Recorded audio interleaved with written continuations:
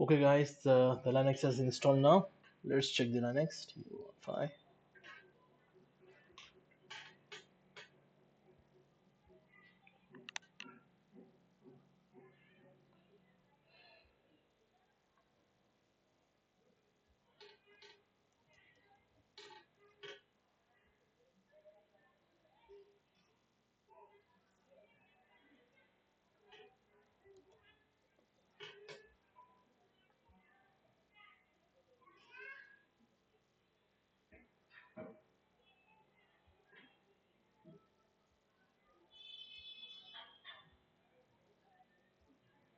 Okay, this is Mint Linux, guys, and the pre-configured Mozilla Firefox browser with the terminal.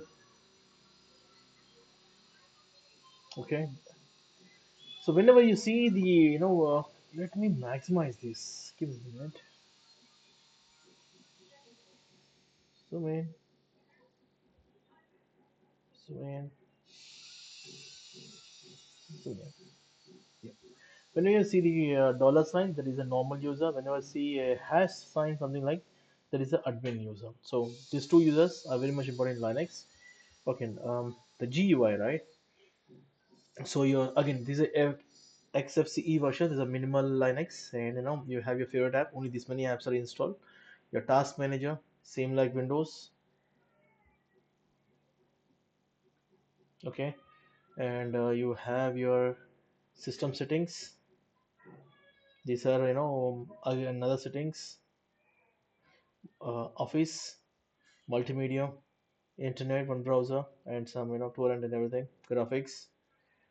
These are your extra applications. So it's all in all, it has a minimum kind of thing, right? So now question is, sure, this is fine. Again, if you want to learn about the GUI, guys, you will find lots of good videos on the YouTube. Please go ahead to the video, and look for Linux GUI. Again, look for Cinnamon or Mate or GNOME or any other environment. Okay. So what we are going to learn here, the first thing is now Linux is installed. What I have to do first? First is sudo apt update. This is a command. This command is very similar to Windows update, right? In Windows we do Windows update. Let me show you that.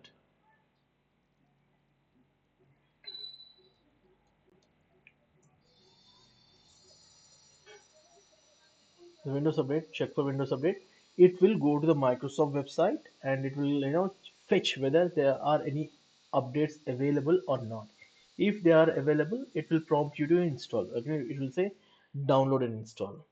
Same thing, in Linux, the apt update command will do. Okay, it will go to different URLs. You'll check what are the packages you are installed, either any updates are available. If they are available, then we use another command called upgrade. Yeah, you can use -y. That means yes, something like we say, right, yes, no, cancel, or accept, no, cancel, something like that. Yeah, it will update the window, Mint Linux. Okay, I don't want to update, it will take good amount of time, right? So that is done. Now, what is the third command, Nankishore? So we have Windows 10. Before Windows 10, we have Windows 7, Windows 8, 8.1, Windows 10, Windows 11. Tomorrow we'll get Windows 12. That means there is a huge change, right? The version change. In the same way, in Linux, if you have version change, you have to say dist hyphen upgrade. This will look for the new version. Now we are using, like now, if you say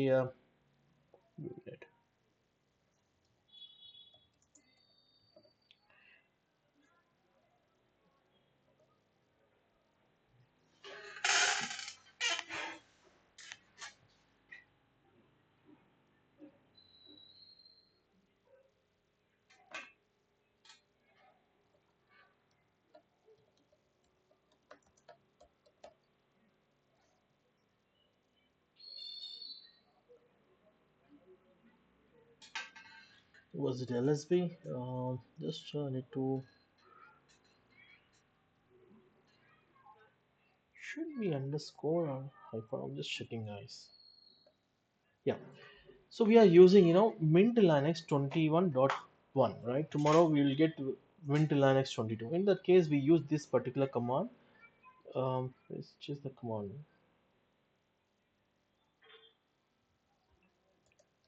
dist hyphen upgrade. So this will, if there's a new 22 version is available, it will update to the new version. That is how this command works. So once these three commands are done, right, then what I do is generally I'll install other software which are required. So here we don't really look into that kind of thing. Like, again, let's take the basics of Linux, right? So first one is cd slash root ls. Ls means least files and directories. Okay, we have everything under this. Then ls hyphen la. So L means in a horizontal format, A means all hidden files as well. So if I say I don't remove, if I remove A,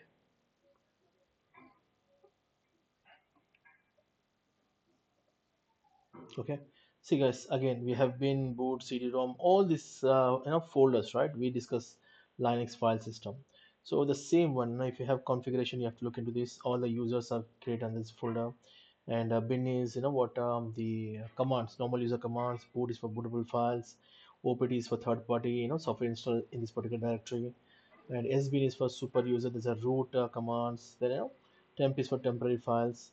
usr, again in security distros is very important. vr contains your log files, then variable files, then your internet hosting files. So if you see this particular thing right here, whenever it starts with the D, that is a directory. When it starts with a hyphen, there's a file. Then when it starts with L, there's a link. Link is nothing but a shortcut kind of thing, right? In Windows, we have something like no right click and create a desktop shortcut kind of thing. So links, we have a hard link and soft links. Soft links are something like no, on Windows we say right click on a icon and say create desktop shortcut. Okay, that is a soft link. So where that means both the icons are linked together. Hard link is just copy and paste the particular link. That means they are independent. So this is the Linux file system. Okay, and we'll be doing in detail once we start the file system, right?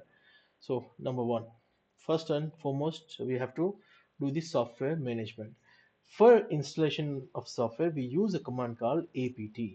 So this command is very much important, guys. apt-f. So you will find many things, auto clean, blah blah blah blah blah blah blah blah blah. And Kishore, I just want to read detail about this apt. Then man apt. This will give the manual file for the apt. Okay. Now I want a short format of that. Then apt hyphen h. So whenever you're using apt, always remember software installation can be done using admin privileges. In Windows, we right click and select run as admin, but in Linux we use sudo. This will give the admin privileges for temporary. So apt, if I want to install software, I say install with software, say for example vlc, right? vlc, see. Now it is asking me yes or no. I say yes. If I give hyphen yes in the beginning, that means this will not prompt me to click type yes.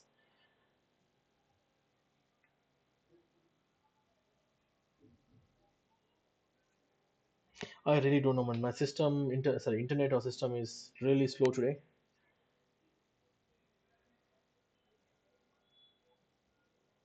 I will be fixing by tomorrow. If you see, you don't find internet, VLC here. See, no VLC. But after installation, you'll find VLC.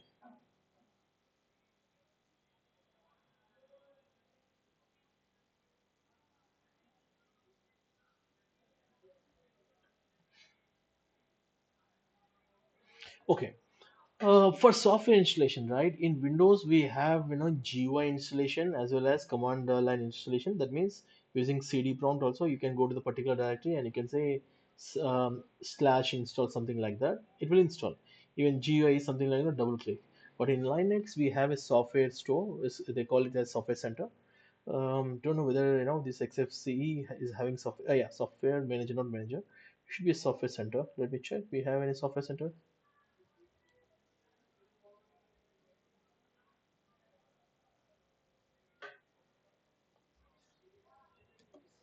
So software center is something like no, you have a store wherein you select all the softwares, then you select the particular software and you install. This is not the software one.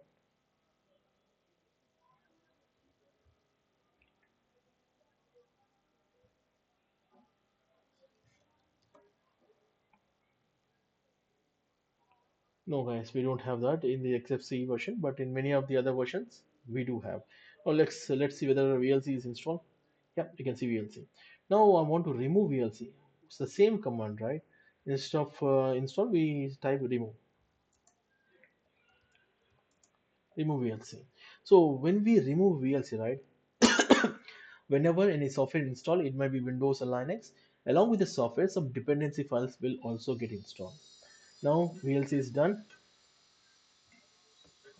but when you use the remove command, it will say remove the software, but not the dependency file. In order to remove the dependency file, you can use purge. Okay, that's fine. Then Kishore, instead of using two commands, can I use one command to remove and the files and the software? Yes, you can use purge as well. So now I know a software which I don't really figure out what is the name. In that case, how can I search Nankishore? So we have something like apt search, say VLC.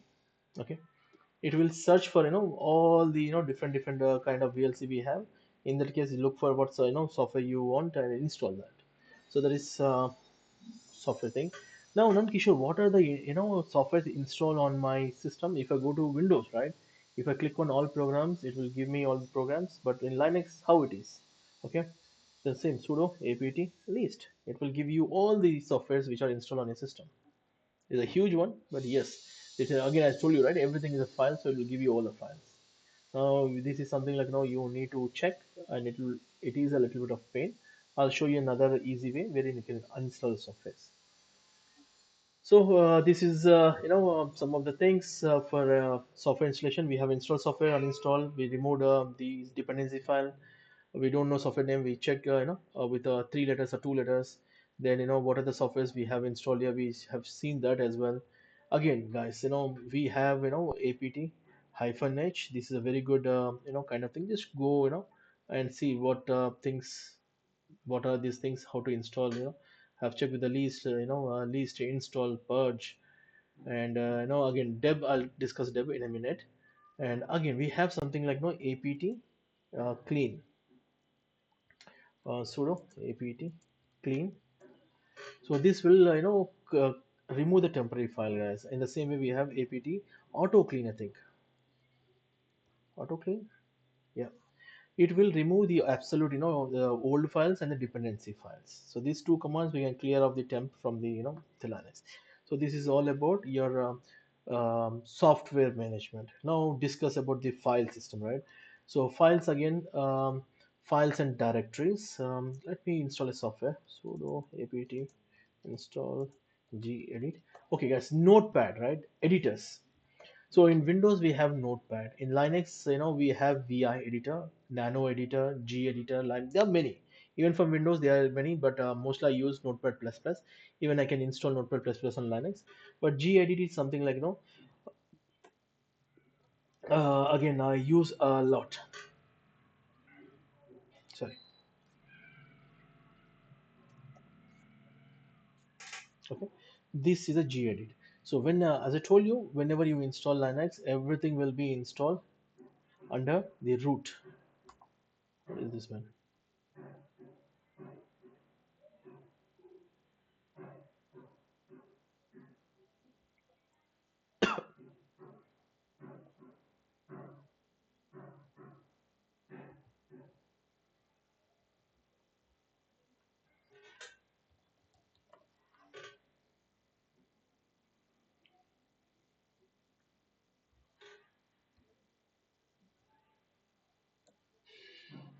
Okay, let's take this text editor.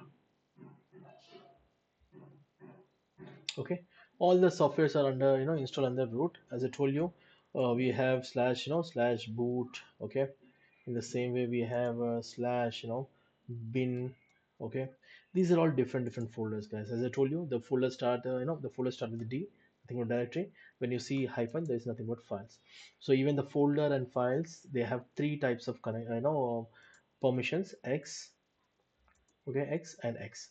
So the first one is the owner, the person who created. Okay, this is for group. Okay, and this is for others. So these three things are there for files or folders. So the owner is having full permissions. Okay, by default the owner will have okay, permissions are of three types, guys. So we have say read, write, and execute. So we have read, write, execute, and these are represented as read for R and write for W, and executable permissions are denoted with X. And numerical denotation, right? We can denote them in a numerical way. So execute is 2, I think. No, it's 1, and write is 2, I think. I believe it's a 2 for write. Okay, and read is for 4. So you have to remember 4 is for read, 2 is for write, 1 is for executable or W. Now I create a file. Okay, let me create a file.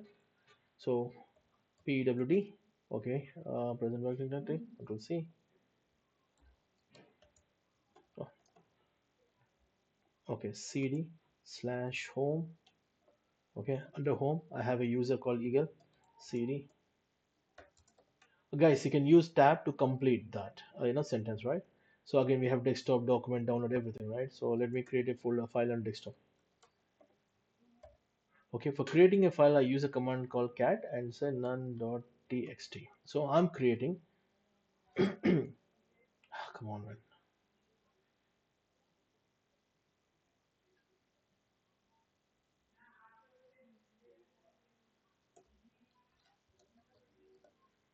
Okay, I say this is my first file. This is my first file. Control O, Control X. So I close. Now if I see, I have my file. Now I want to check the file permissions, right? So ls -la. See, none.txt. Okay, I want to check only for this particular file. I'll tell you how. So all you have to do is just give the particular command, then output that command to grep. Okay, none na star. That means star means a wild character, guys. That means everything with start with na. There's only one file, that is na. None start with na. Grep is something like a picking, filtering, right? And pipe is something like no combine, taking the output of one command and inputting in the second command. We use pipe.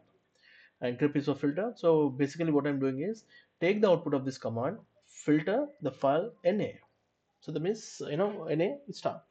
See, this is my file. Okay, now if you see, right, the first one is my let me copy this.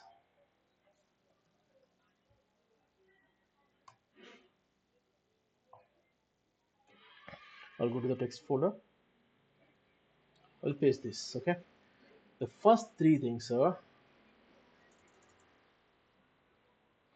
it's a very tiny, right, guys? Give me 1 minute. Can I maximize this view?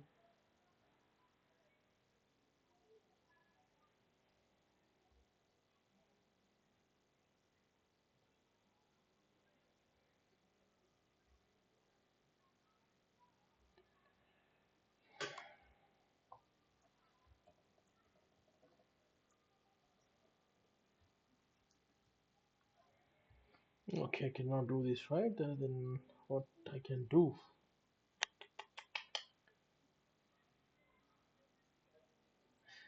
I don't think so, guys. I can do anything here. So I'm using this normal text editor.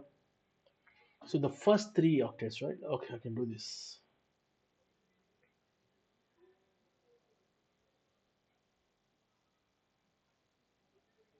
Okay. So we have three octets. Sorry, guys. I just I just paused my system, Linux, right? So what I can do means I need to do it again, right? This is pain, man. Full screen we have.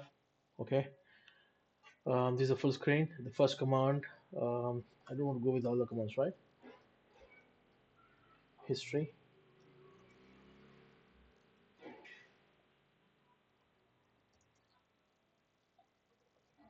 Okay, these are the commands I have used so far.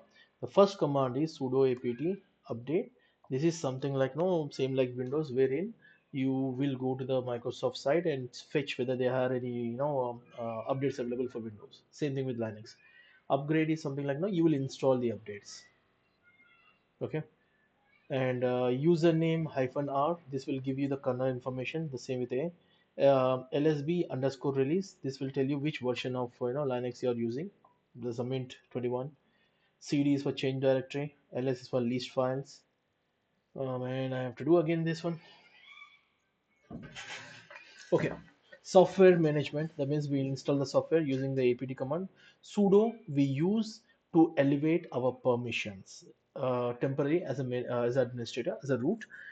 In Windows, we right click on the icon and we say run as admin. Then we install software. In Linux, temporary we use sudo apt. For installing, uninstalling, for many all software management we use this command apt. Okay, if you want to install, just type install and the package name or software name. Remove, it will remove. Whenever a package is installed, along with the package, some dependencies are installed. So when you give this remove command, it will remove the software but not the dependencies. In order to remove the dependencies, we use purge command. Okay. Now question, instead of giving two commands, can I use one command to delete the software as well as the dependencies? Yes, directly use purge. You can use. Search command is something like um, you know the software, but you know only couple of words or three words or four words of the particular software. Just put that, it will search, and based on the search, you can see what software you want to install. apt list is something like all the softwares which are installed on your system, Linux system. When I say software, please consider it as a package. Okay, so it will list all the packages installed on your Linux. So clean is to remove the temporary files, and auto clean is remove the old files, depend no the files, the dependency of the file for which you have already uninstalled the softwares. Okay, and gedit is one of the editor, just what we have in Notepad in Windows. We have editors. In Linux, the default editor is Nano and Vi, and we can install other editors just like Notepad. And pwd is a present working directory. The same command works in Windows as well. Okay, pwd. So I am inside home eagle, this particular directory. So in order to create a file, we can use nano or touch will create a file with no content. Okay, we see ls, see I have one file. Okay, let me say this as two files. Now if you see right here 1.1 1.1, so what will happen, this particular file will automatically override with a new file. So if the file one is having data, it will be overwritten. Okay, ls. Now coming to the permissions, right, ls hyphen l. If you see right, we have dash means there's a file. For directory you'll find d. For soft link, something like shortcut, create shortcut, desktop shortcut, you'll find l. So after that we have three more items, rw and rw dot, these three. These are the owner permission. Every user will have owner as well as group, its own group. This is a group permission. Okay, and these are for the others. Say for example, I am the owner of this file because I have created. That means I'll have full permissions on the file as well as in the group as well. I have full permissions. Now, if if John is another person who want to access this file, then I have to give permission to John. By default, John will get read permission, but not the write, not the execute. Okay. Now you might be asking, hey, when you have read and write permission as an owner, why you want a group? So for example, right, I create some software, so, some kind of packages in a folder. Okay, this is again, the folder requires some other person to access, and he want to have admin rights. In that case, yes, I need to change the ownership of the group or something like that. Or a person left the organization. Okay, in that case, all his work, should be assigned to a new person. In that case, yes, you need to change the ownership or a group ownership. Generally user administration, how it happens is, say for example, I have user 1, user 2, user 3. we don't assign the permission directly to the user. Rather, we put the user in a group. This group is called administrative group. This user, the IT support group. This is a data backup group, and we assign permissions on the group. Okay, so I'll show you how to add the group as well. That's how it is. So again, this guy is having only read only, Raj is having read, so you can see. So basically dot dot dot, this is a thing. And if you want to read, write, execute. So this is also denoted as 7. How 7? Before that, read is in numerical term, denoted as 4, write is 2, and execute is 1. If you add all these three, then it's a 7. You can put 7 as well. Okay. And with the time you learn, guys, this is a file permission. So generally we use, whenever we download a script from the internet, we need to change the permission of the script. If the script we want to execute, then we have to give executable permission. Okay. Then we use chmod. Okay, plus, sorry, plus x. This means we are giving executable permission, or plus 1 and the file name. This is how we give the kind of thing. Now if you see this particular file, right, the others is having only read. I want to include write and execute permission for other. Now what I do is I put others as O, then plus means assign read and execute. For what? None. This particular file. See, now if you see the permissions, they have read and execute permission. Now Nankishore, I want to remove all the permissions for the owner. Then what you do? Owner minus, then include our asset. Now only you can access this file. The owners don't have any. Okay, this is how the permissions work for the directories as well as for the files. So again, all the, as you know, all the files are under root. Okay, so bin, all the normal user command, boot for boot files, then etc for configuration, home for all user home directories, and OPT is a third party installation folder. SBIN super user commands, temporary commands, USR is very important in security distros. I'll tell you why. VAR is a variable file folder wherein you'll find the logs and what the web hosting information. When you see D, it's a directory. Okay, and no, nothing, just dash, it's a file. L is for link. Basically there are two links, soft link and hard link. Soft link is nothing but your let me show you guys. Okay, let's go to the directory, sorry, desktop. I have this HTML, right? Right click and create a desktop shortcut, right? We have something like, where is that, show more options.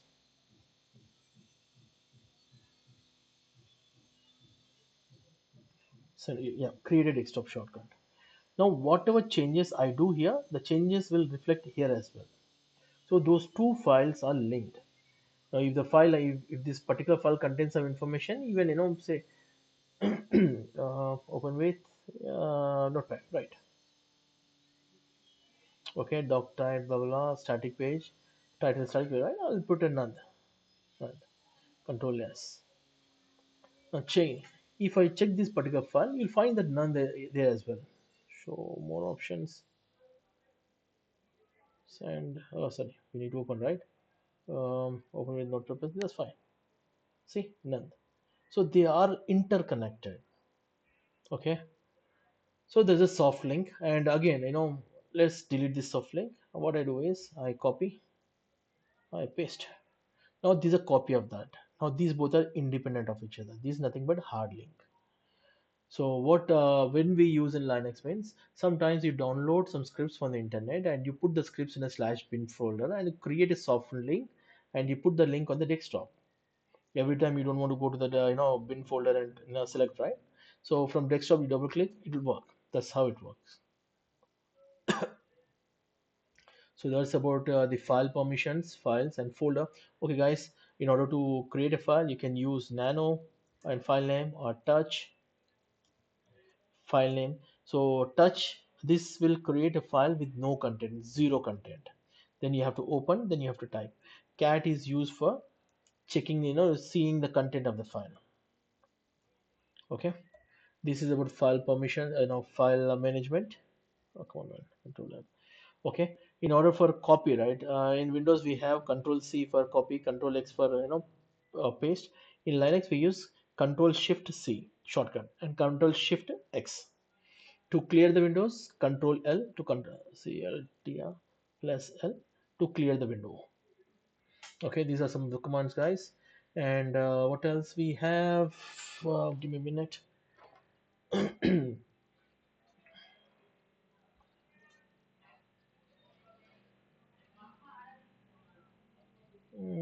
Oh man,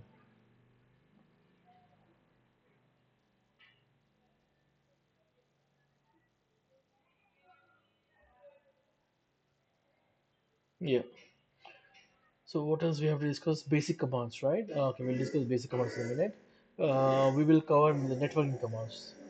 In Linux, again, if config. If config is a command which will give you the network information. Like, I have two adapters. One is a local loopback adapter, which is used for testing purpose, right? And this is my Ethernet card. What's showing on the card? It got 10.0.2.15. This is NAT network, which I cannot change. Okay. Now, say if I want to assign a static IP address for NAT when you are under NAT network, you cannot. Okay, where is the network? Yeah, NAT you cannot. But let me change it to bridge. This is nothing but a hot, hot swap kind of doing, wherein the system is up and you're changing the configuration.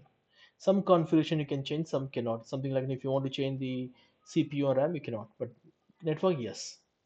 Okay. But if you go here, before that we go, where is this? Yeah, we go to this particular thing, disconnect and connect the network. Now check the IP. Once the network is up,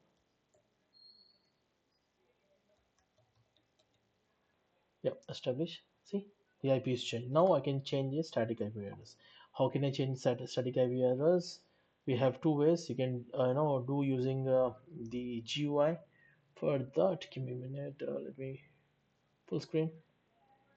Yeah, click this. Okay, wired connection.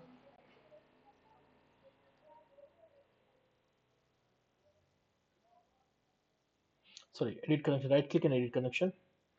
Wired. Then these are settings. If you want to give a static IP, then what you have to do is IPv4 settings. This one you have to put it manual.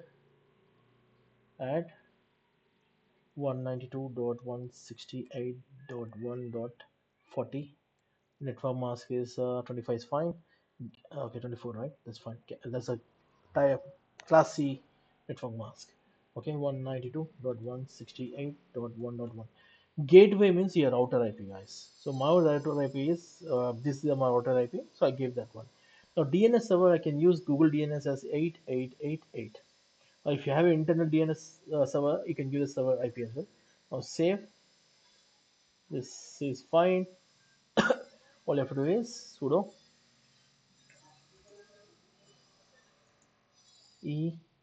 enp0s3. This is my network adapter name, the same name. Down. So I'm just disabling the network adapter for a minute. Then I'll put up. This will change my IP address. IP config, right? IF config. Sorry. Okay. What was the IP earlier? Oh, I have not changed the IP. Give me 1 minute. Why it does not change? Something somewhere I messed up. Give me a minute. Edit connection.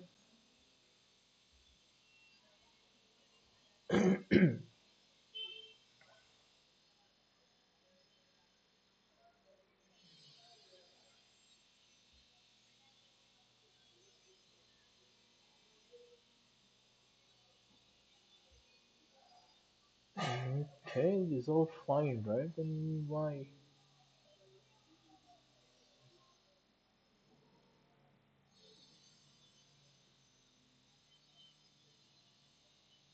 You can configure IP6 here, but I will stick with IPv4 for this.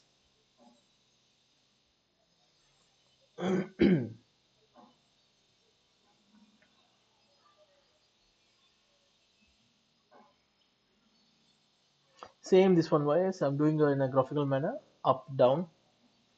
Just want to check the IP. Yeah, now the IP is changed. So probably it is taking a little bit of time. Okay. Now this is how you give the static IP. And let's start. This is a command which will show you all the network statistics of your computer. In layman terms, what are the connection going out and what are the connection coming out. The widely used options are A and T. And A means all, T for TCP connection, N means no name resolution. I just want the IP. If not, you'll give the names. Okay.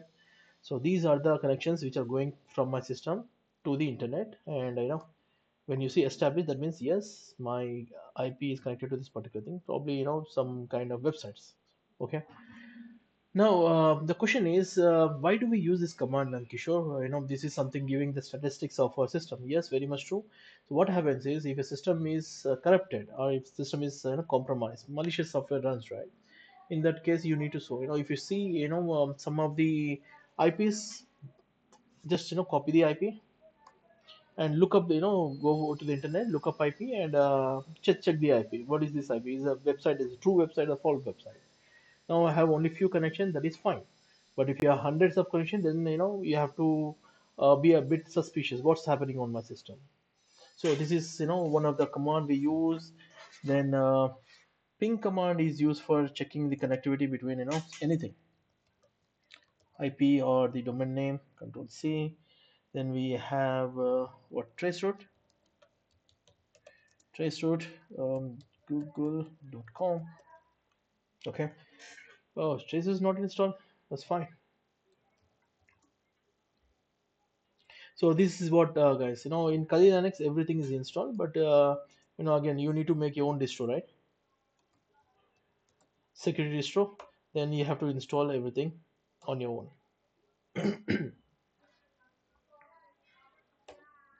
Yeah, it is checking the connection between my system and the Google. So if you want, you can go through this. Sorry, let me do it again. Each and every website. What is this website? You can look at. Whenever you see this star star star, that means the firewall is encrypting the traffic. That means you don't get information.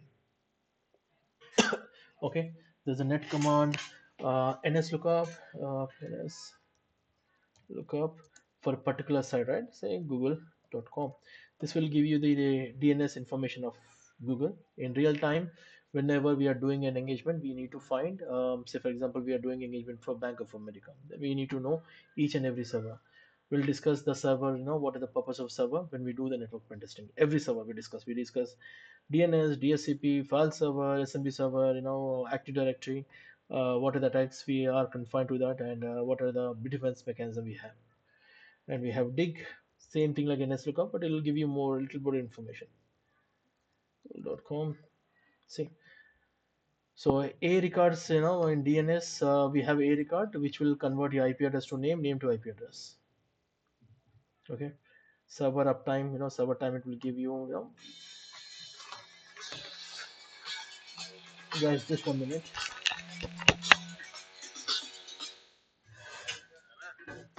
Supana, hey, recording this.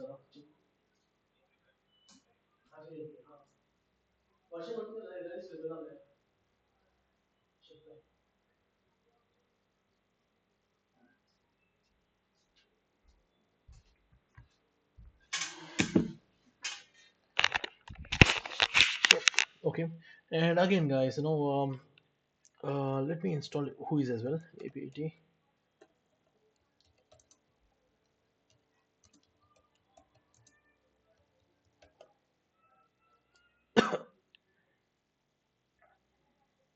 Okay. Now, see if you see this. network static, right? I really don't know what is this particular IP address, man. I just want to, look up this IP address. Okay, Control C, copy. See, it is giving me all the information. It says, Exatel broadband, blah blah blah blah blah, kind of thing. Yes, I'm using Exatel. This particular network is Exatel. So that is what I'm saying, right? So sitting in my Mint Linux, I'm doing some kind of work wherein I'm getting information. Okay, there is a whois command. We use a lot. Again, do I need to use whois from the Linux machine in order to hide your IP? Use third-party website. Again, we discuss this topic in the network pen testing. Okay, and what else? What commands we have? Just to give me a minute, guys. Yeah, wget. This command is used to download something. Say, what is that something? Say, I want to say www.wiplvpro.com. I want to copy this page. Okay, I want to save this page, right? So generally we use this kind of things for script purpose. Like now, if you want to download some script, okay, now it will save, right? ls, not ls, pwd, where it is. Okay, we don't want permission denied because this is something dangerous, right? cd/home, we want to do it in user directory, user path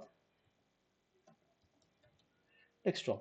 On this we'll make a directory mkdir, the same command available in Windows as well, mkdir lab directory. Okay, now cd.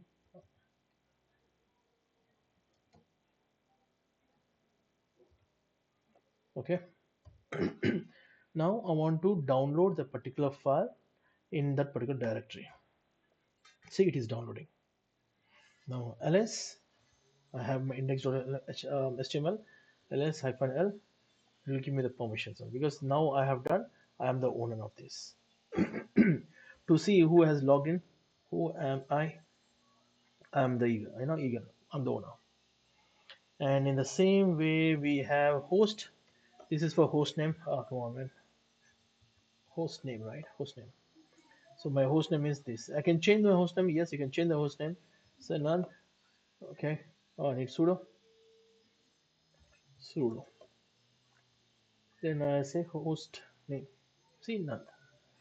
Now, every time, guys, I want to use sudo. I'll do one thing, right? For next 30 minutes, I'll be using, I'll be switching my user account to admin account, right? How can I do that? Sudo hyphen I.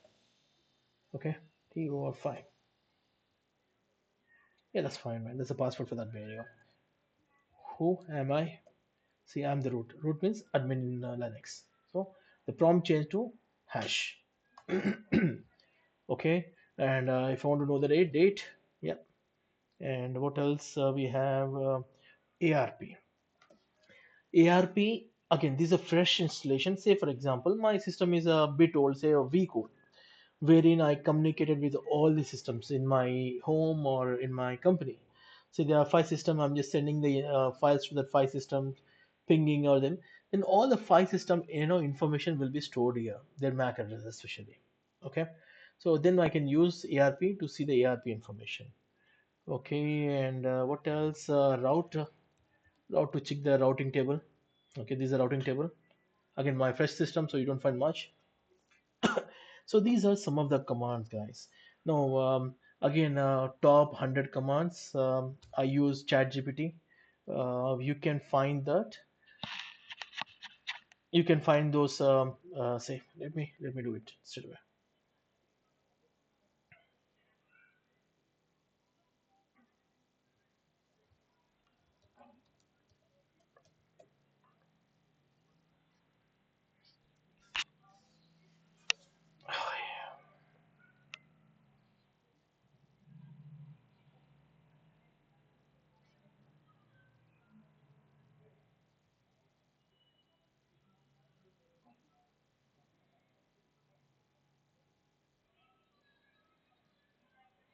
So we have discussed all the 100 commands, and it should be in the tabular form probably.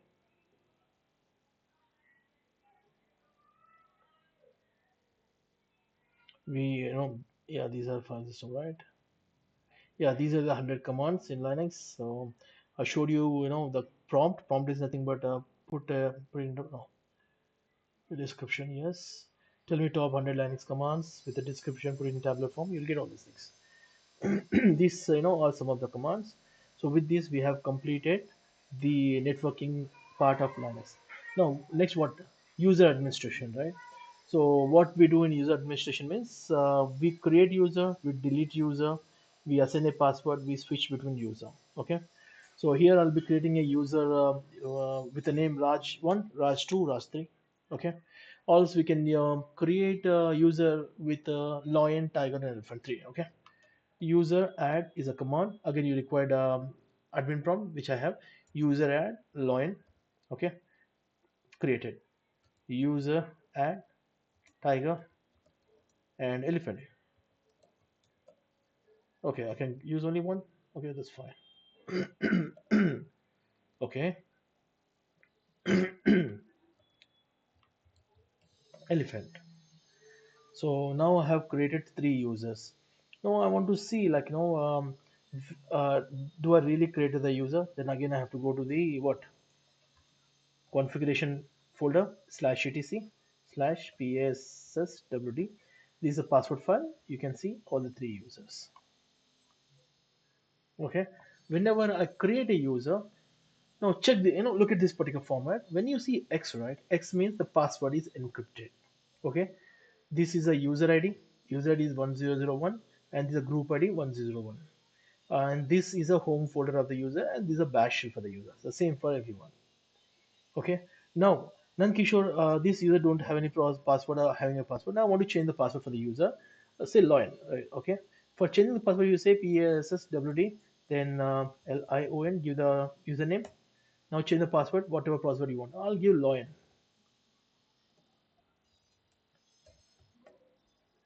Confirm the password. Yeah, password is changed. So my username is Lion, password also Lion. Now, who am I? Who am I? I'm a root. Now I want to change my user to Lion. Su Lion. It will straight away, it will jump to the Lion, but it will not ask for the password because the admin is having the permission. Don't require the password for the normal user. Who am I? So it's a Lion, and the prompt is dollar. Okay. Now, if I want to shift to Tiger, right? I have not assigned any password for the Tiger. Is a password? I don't think we have set any password, right? Okay, I will see. Let's SU.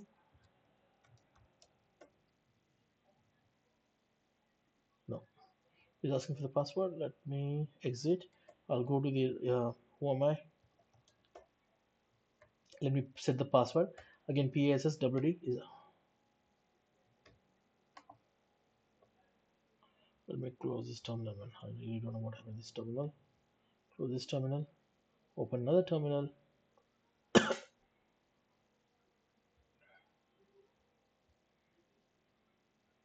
Zoom in. Zoom in. Zoom in. And one more time zoom in. Okay. SU to -I. Okay. Who am I? I'm a root. Okay. Now I want to set password for the Tiger.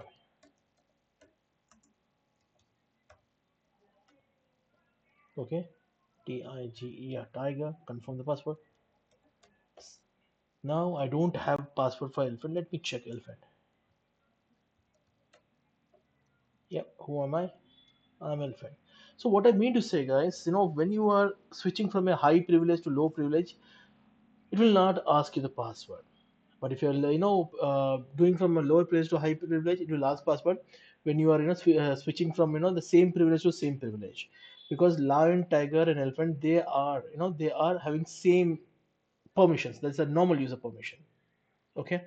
Now you might be asking me, hey Nankishore, you know what? You showed the other file, right? What? Cat slash etc slash passwd. Okay. So this is a password you are saying X, that's fine. But in Linux I heard is a secure, and where are the secure passwords? They get allowed. So, then we have something like no shadow. I think shadow. I think probably slash.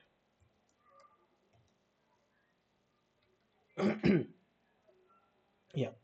So this is your encrypted password, guys. Say tiger, we have set a password. Okay. The same thing with the lion, but for elephant we have not set a password, and that is the reason it is showing apostrophe. So this will be helpful when you get into a system, right? Then you check this file and that file. Then you say yes, there are files with no passwords. That means I can access those files. Okay. So now the user I created Nankishore, in the same way I have set the password. I want to delete the user. And what? User del. Okay. Which one? Elephant. That's it. It's gone. Same command. See, there's no elephant. So user del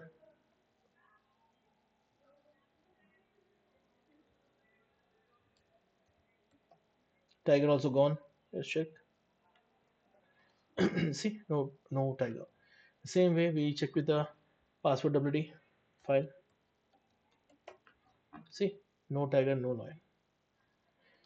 So this is about user management, guys. So again, we need to create groups for group management. Just a minute, guys. Let me drink some water.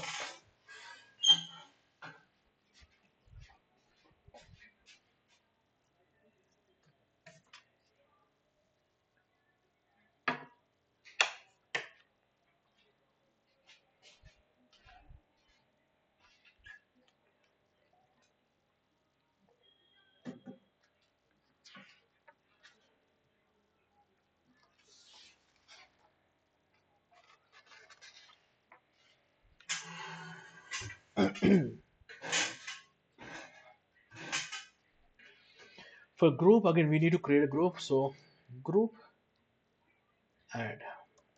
For user add, we use user add. For group, we use group add. So we say IT security, IT sec. We create one group as IT sec. Okay. Then we create one more group for testing QA, QA. Okay. And one more group for freshers, freshers. Okay. Now what we create the group and we assign the permissions to the group first, then we create, we add users to the group. Now how we add users to a group? First we need to create the user, right? So what we do is user add, say Lloyd. Lloyd is already exist. Okay, let's do it as tiger. Yeah. Now I want to add this user tiger to ITsec group. How can I add? User mod hyphen a capital G, group name. What is the group name? ITsec. Then which user I want to add? Tiger. Tiger. Now, since for the password we have seen what password WD and shadow file, right? For the group we have different files. Same thing. Cat slash etc slash g. I think gpass. I really don't know the file name. Let's check. Mhm.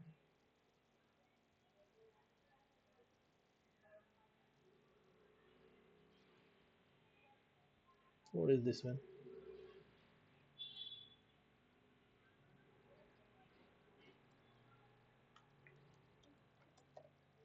No such file. Okay.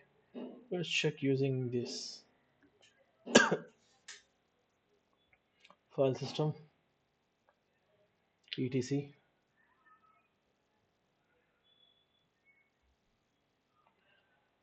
In the low, inside this we look for g where we have g. What's the file, right? It's not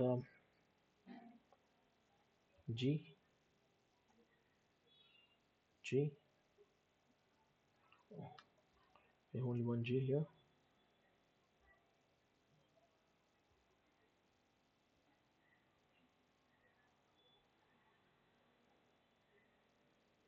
Oh, g shadow, and we have group g shadow, right?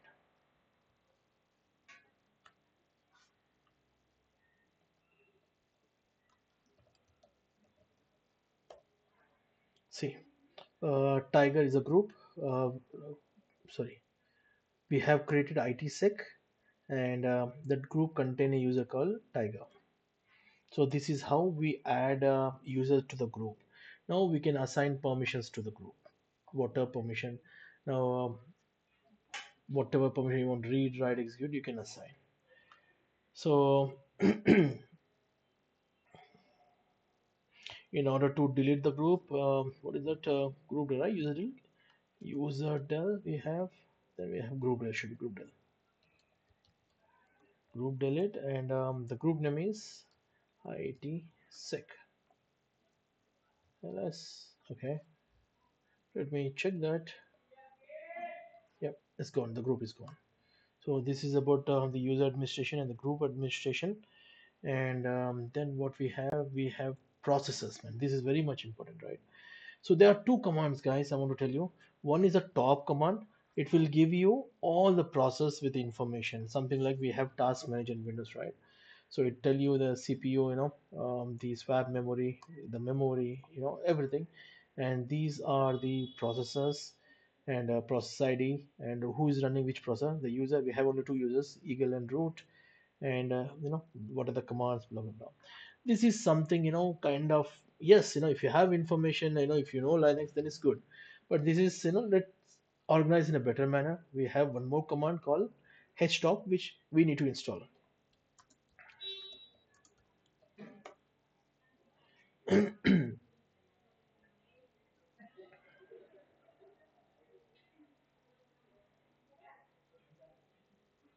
Okay, then just type htop. So now this is in a much better manner.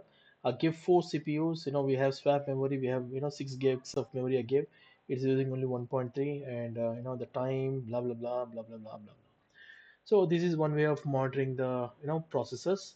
Not only this, again, we don't do in this way. We just give ps. That's a process command. So this will give, they are again terminal wise. This will give you, just to give me 1 minute, guys.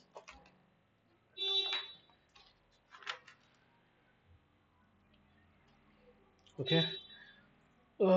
Then PS. Okay, I don't know anything PS, guys. So I will go with the H. Okay. So PS hyphen H is giving this. Give me 1 minute. Hyphen E. Yeah, PS hyphen E will give you all the information of the process and the process ID.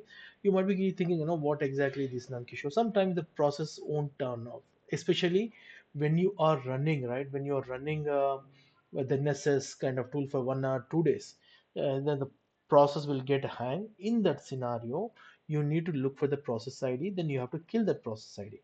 So, for example, I have a process called Firefox, right? Again, I don't want to look into all these things, and Kishore, how can I find the Firefox? The same thing, right? We have grep command. So yeah, grep, no, put a star. I don't really do that. Okay, then how can I, okay, find the name, guys. Okay, Firefox, small f.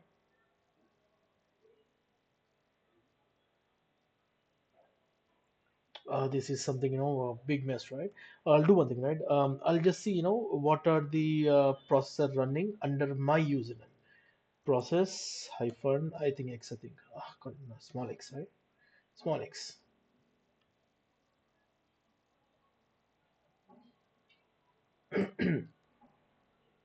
Yeah, small x. So these are the process. Come on, man. So these are the process running under my login user. So check for the Firefox.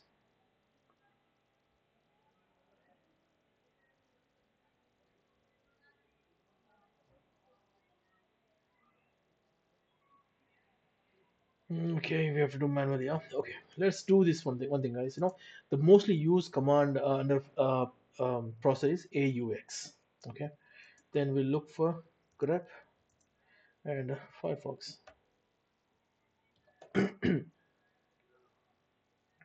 Okay, this Firefox is running here.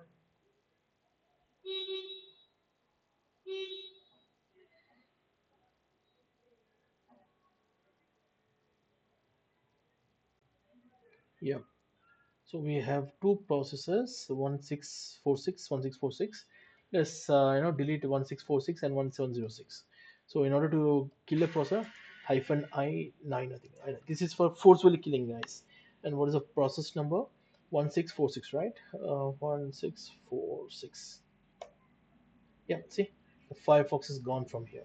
So this is how see htop see the processors, then you check the process ID, then you kill the process ID. You can kill forcefully or you can kill gracefully. Gracefully means you give some time to shut down the processor. And how can I know all the kill commands? Kill hyphen L, this will give you all the kill. So 9 is the one I use. This is a forcefully kill, that means end task kind of thing. So generally we use ps hyphen aux for this. So this is about the process management, sorry, process management, guys. So some of the other commands, again, we use git to download git files, or we can use wget. So for example, um,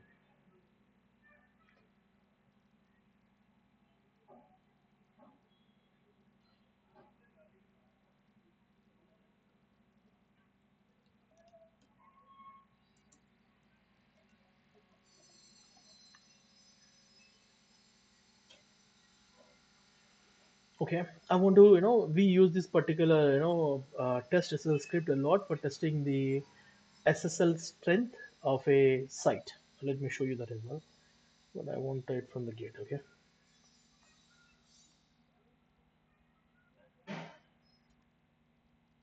Code, copy. You can copy this entire thing, or you can copy as zip as well. But again, in live environment, we don't use much of this, so we use git clone. That means I'm cloning the repository. There's a folder, you can say, paste. So if I give like this, right, it will create a folder name test sl.sh and install everything. Now I want to give a custom name to this folder, then I can say none. Okay. Okay. Oh, git is not installed. Huh? apt install git. Yes, install.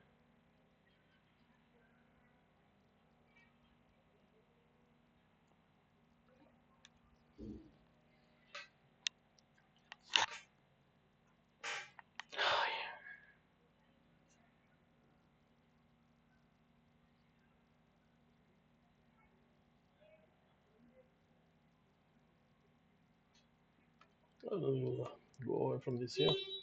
pwd. Okay. cd. Oh, LA, right? What we have a folder here, cd desktop, ls, cd lab. Okay, here I will copy the particular git.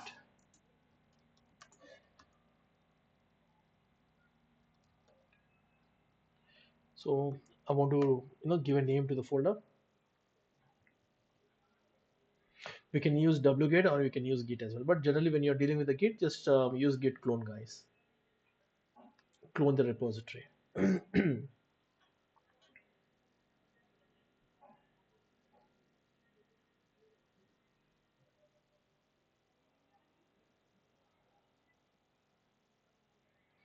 I really don't know, my internet is dead slow today.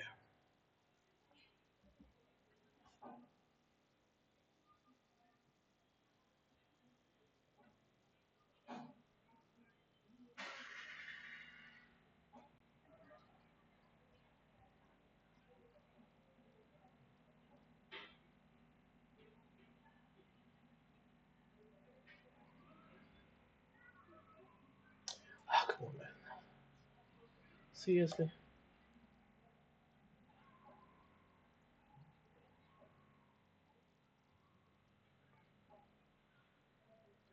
So let it download, guys. Okay, let me open one more terminal. Okay, now this is one part of the story. Now we have compression and decompression, which we have to do. So for compression and decompression, we use a command called tar. So tar hyphen h.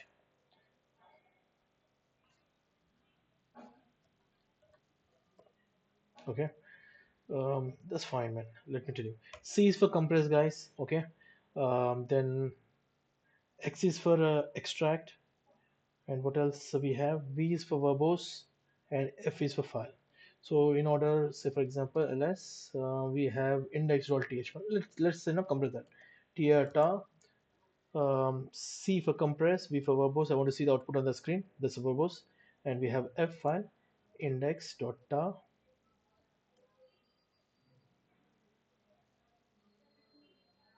So this is file dot tar. Then what? Index.html. Okay, that's it. ls, yeah, we have a tar file, guys. Now ls-l, then file dot tar. See the permissions, and this is tar. You want to uncompress that, then you use the same command instead of C. Just use X. It will override if the file is there. If not, now you can change the file name as well. ls. Okay. Okay. Delete command is something important, guys. For removing, we say remove. Okay. rm we use index file name. This is how we delete a file. Okay. And if you want to delete a directory, then we use rm hyphen r. Yeah, hyphen r and directory name. Yeah. Sometimes, if the file is not deleting properly, then we can use hyphen f as well. This forcefully delete. Okay. Now we don't have index file. Okay. Now let me untar that particular thing. Let's let's see. We have index. Now I want to copy that index file, right? For copying, we say cp index.html. I want to backup this. Okay. Underscore backup. ls. See, we have two files. One is index, another one is this. Now I want to rename. For renaming also, you have to use cp, guys. Not cp, mv. mv is nothing but move. Okay. Index. Guys, just 1 minute, please.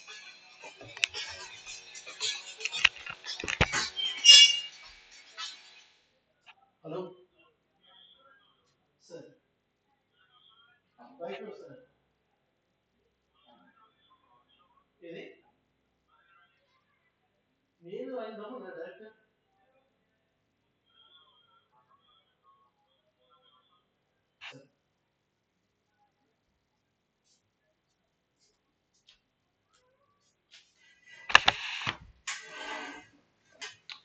So, what is that?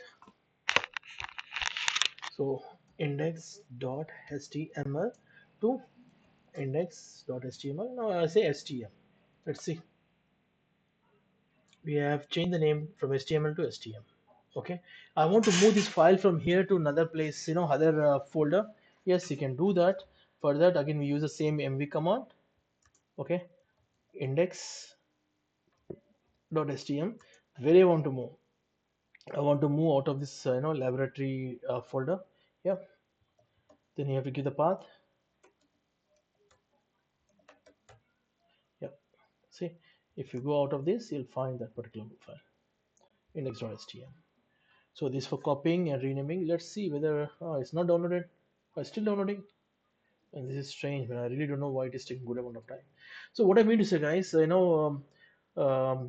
in order to download anything from Git, you use git clone.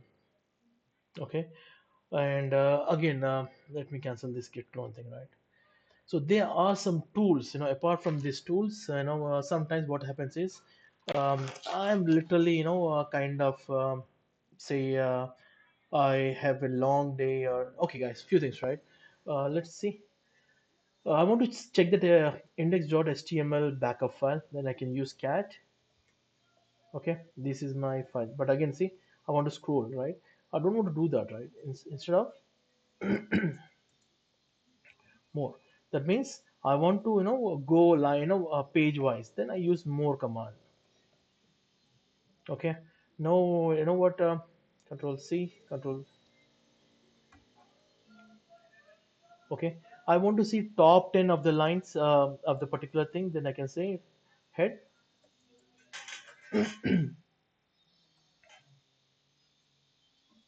hyphen n, then I say top 10 lines of file index. See, top 10. No, I want to see the bottom 10. Then we have a command called tail. Just give the number, don't give this thing. Yeah, these are the last 10 lines of the code. So we, so head and tail is something like that. If you want to, again, you can mention the number. Head means it will start the file from the top. Tail means it will start the file from the bottom. And okay, uptime is since what time the system is up, it will give you the uptime kind of thing. And what else we can discuss here? In fact, we have discussed everything, right? Okay. I want to audit this particular system, Nankishore. Now I want to check whether my system is say kind of secure or not. In that scenario, what you can do is there's a nice tool called Linus, man.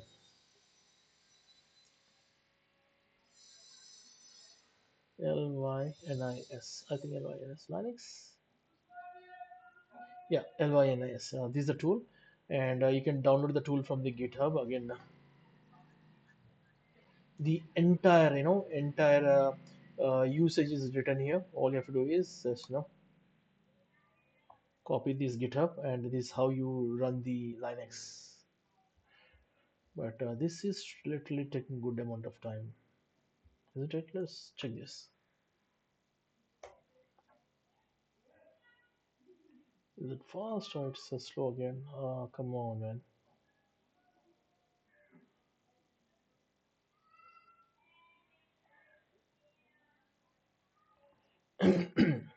Finally, it is doing a little bit of fast. That's fine.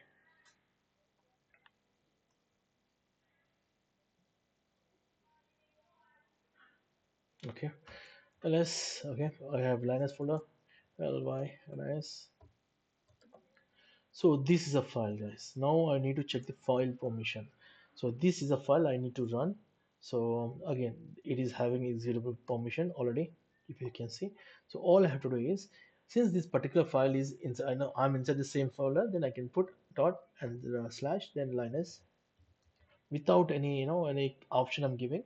So with the default option, it will scan my system. It will give me all the information. No command provided. Okay. Okay, you have to say audit system. Sorry.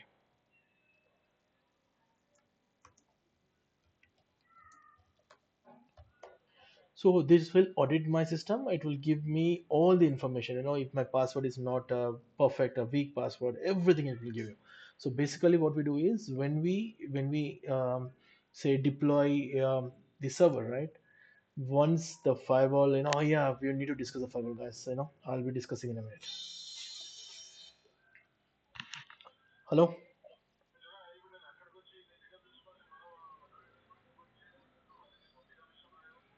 account है ना?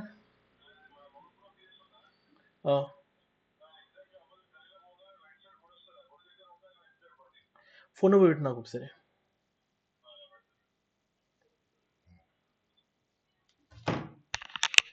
Sorry for that, guys. So Linux will audit and give me everything. So this is about Linux, and okay, it says some issues.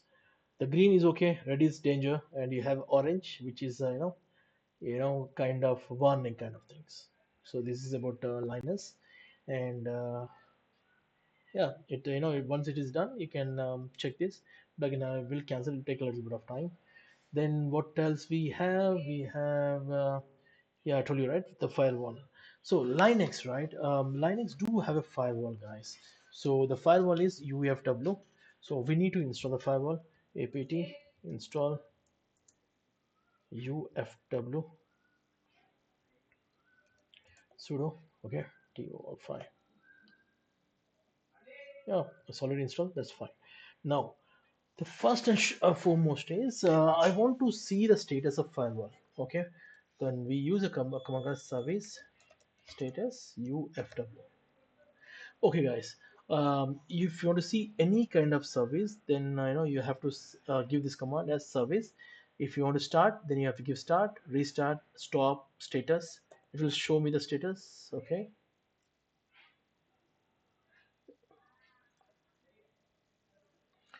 UFW. Okay, the status is active. Okay, now for firewalls we have two kind of things, right? Inbound and outbound. Inbound is the connections coming inside the system. Outbound is the connections are going out of the system. So basically we implement 100% security on the uh, incoming traffic because we don't want any virus to come inside our system, right? So that's why. So what we do is, first of all, we set up a default policy. The default policy is UFW. Okay, let me clear this. Sudo hyphen I. Okay, okay. Default password. Sorry, policy is UFW default de default deny incoming. So okay, default incoming policy change to deny. Yeah. So that means we are denying everything, right? Please guys, bear with me a moment. Hello? Car నా దగ్గర లేదు, వదిలేసుకెళ్ళింది. Okay?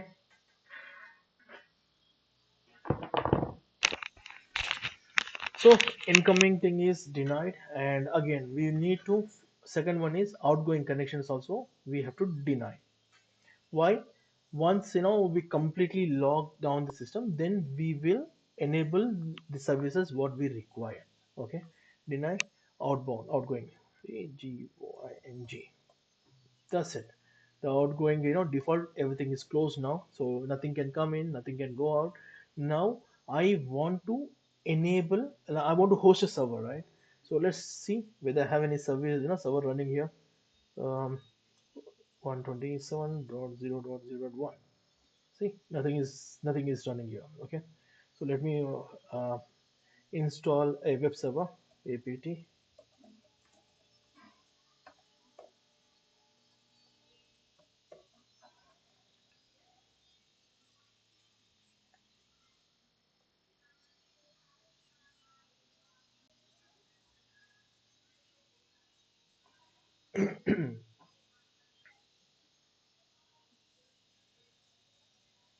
Okay, now I have installed the web server. Now I want to start the service, right?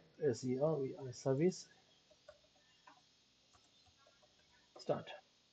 Yeah, service is start. Now I want to see whether the default login page, default page is open. Okay, it should be HTTP, not HTTPS. See, I got a default, Apache 2 web page. Now, where are these files? That means, as I told you, slash cd slash var. In this variable folder, you'll find everything. You got logs, you got, blah blah. www is a folder wherein the web thing is there, right? www ls cd html. Okay. Under this, we have index.file file. I want to make a little bit of changes to the file, right? Then nano. Okay, okay. The title. What is the title of this page? It says Apache 2 default Ubuntu, default page, right? Let me change the title. And where is the title? Title.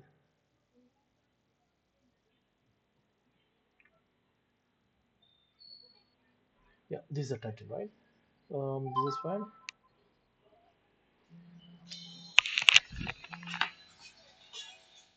Hello, sir.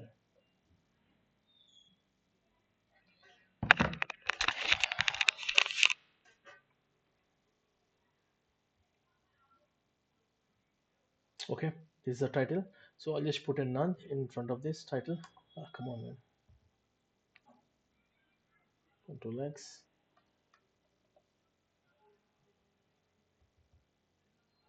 Why can't I change this, man?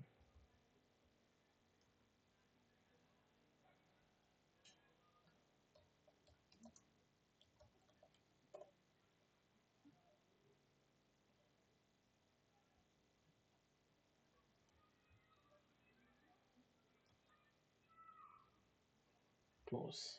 Okay, I made some changes to the index file. Then I need to restart the Apache. That's fine. Let me load the web page. See, I have changed the name. That means I'm working on the same thing. The question is, I have closed, all the inbound and outbound, but still I'm able to, access the web page. So how? The reason is I have configured, but I have not implemented, right, the firewall. So what I have to do is I need to, before that, I need to allow port 80 to run, right? Then what I do is,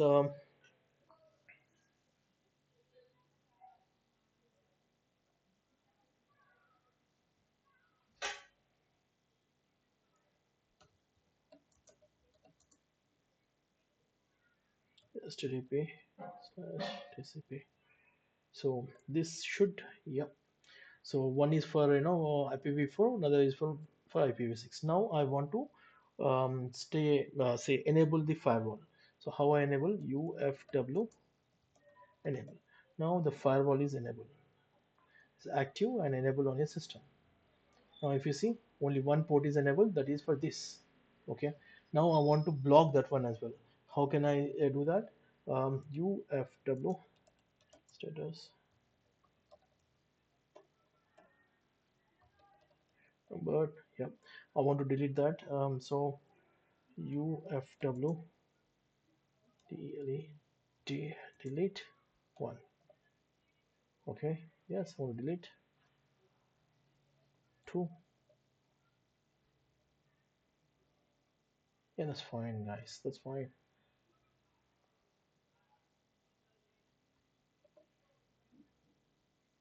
Let me check whether I'm able to access this. I should not access. Okay, still I'm accessing. I think I need to delete that one as well. Let me.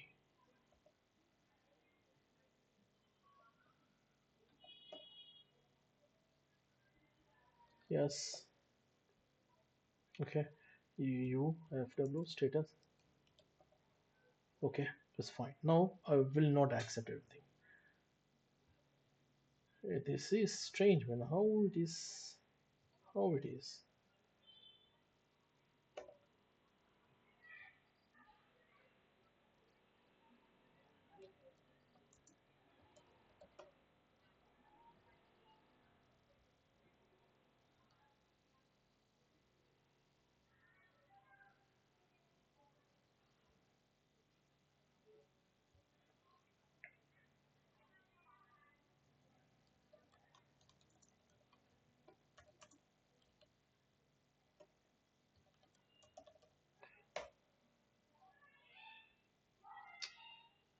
Sorry, guys. I'm in a hurry. I'm just want to finish this. The last topic.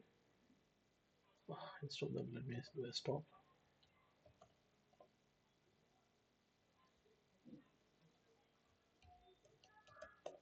Status is stop. That's fine. Let me check. I should not load this page. The page is not loading. That's fine. We'll see. Start. Even then, the page should not load because my firewall is blocking that. Come on, man. UFW status nothing. But still, I'm able to access the firewall.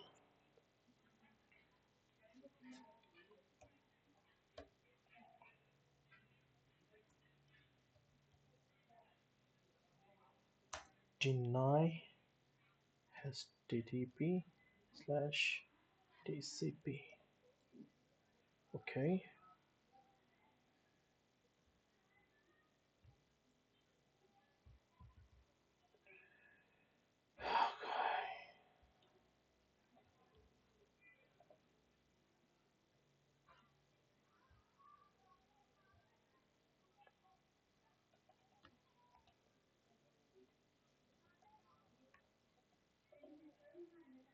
Okay. Still, I'm able to access, guys. I really don't know what's happening with my firewalls.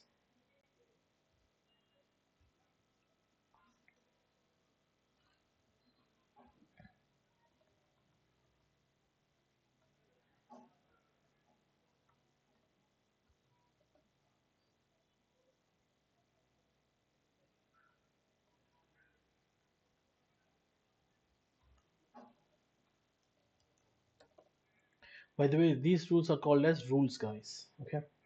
Oh, if that is the case, they should, I should be able to access the site.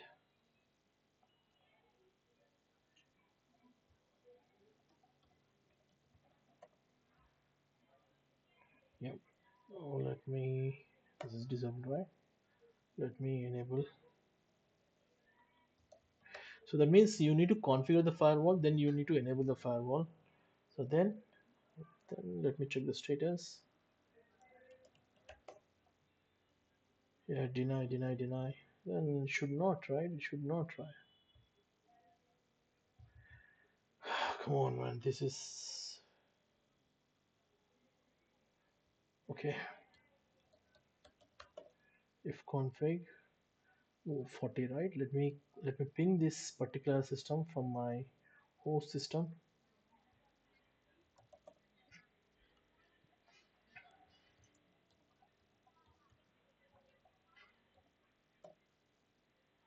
Still thinking. I really don't know, guys. Probably we need to do this firewall one more time. I'm in a hurry, so I am unable to focus on this now. So that's all about this thing, guys. So we have discussed. Where is this gone? Let me close this.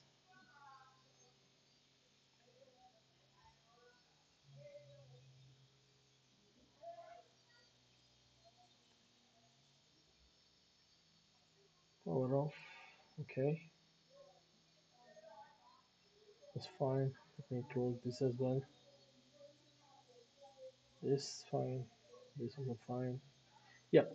Um, we have discussed this about the Linux. We have discussed the things to do after Linux, basic commands, software management, network file administration, user group process, some little bit of extra. The only thing is firewall, guys. Probably I will upload one more video. The process is very much right. If you want to try, you can try. But somehow, the ports are blocking or not blocking. I don't know. I need to touch with Nmap. So I'll make one more video for the firewall. So that's all about Linux, guys. Thank you very much for your time and have a good day.